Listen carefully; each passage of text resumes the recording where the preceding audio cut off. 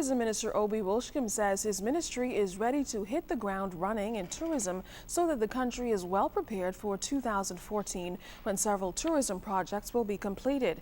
He said this includes increased airlift with focus on Canadian, European, Chinese, Russian and Latin American markets. Specific attention, he said, will also be given to Grand Bahama. What is important, he said, is ensuring that the Bahamas will see a return on its tourism investment, and the ministry has a target in mind. The objective is not getting the numbers. The numbers are one, you can have 5.5 million tourists as we did last year, but the yield was low.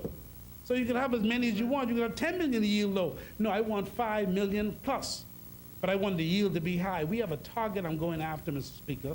We can get $3 billion, Mr. Speaker, or more, because we have to set that goal and go after it. We have to know, and every report you see coming from the Ministry of Tourism to me right now speaks about the yield. What is going to be the return on this investment? Don't tell me what we got to spend. What am I going to get back for it? How many room nights are we going to get? How much spend we expect to get? That's how we're going to get business, Mr. Speaker. That's how we're going to cause for the Ministry of Finance to be able to cause for our country to be run better, because we see where the deficit is.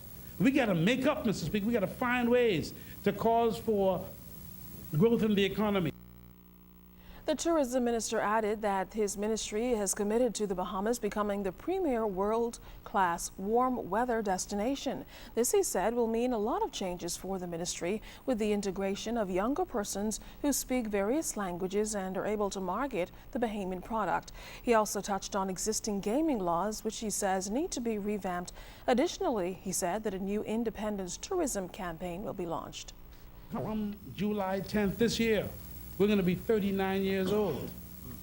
The day after, we're going to be beginning the celebration toward our 40th.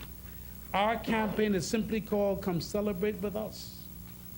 Come Celebrate With Us will be our campaign that takes us into next year and takes us into the 40th anniversary. Then the campaign will then turn and make a little shift, and it'll be a celebration. And then it moves into the next year, which will be 2014, when you see Bahama will be ready. Mr. Speaker, we're going to have a dynamic campaign, and we're going to be developing our product all over this country. Our product is not only going to be developed here in Nassau and in Grand Bahama, but we're going to go back to Eleuthera, and we're going to take care of Preacher's Cave, because I don't understand how come your party needed to spend $30,000 more and wouldn't spend it. If you have Family Island news you think we'd be interested in, just drop us a line at finews@znsbahamas.com. We'll be waiting to hear from you. It's time for your first check of weather. We check in now with Chief Meteorologist Basil Dean. And Basil, it was an interesting day, at least in Harbor Island.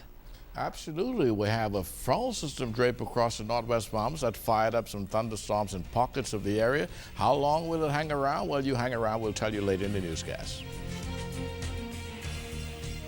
Well, stay tuned. There's more to come, including lots of information on boating safety. Stay tuned.